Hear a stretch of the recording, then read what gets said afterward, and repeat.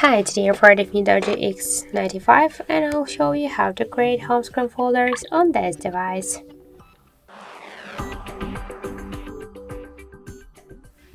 So just to create a new home screen folder, we should just hold the application and drag this up to this folder by this way. Just hold it and drag it.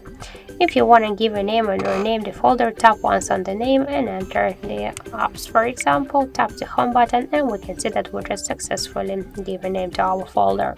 If you want to move it here on the screen or between the screens, just hold it and drag it by this way. To remove the application from the folder, you should just hold it and drag it to your home screen. So as you can see, that's so simple. So that's it. Thank you for watching, and if you find this video helpful, leave like, comment and subscribe.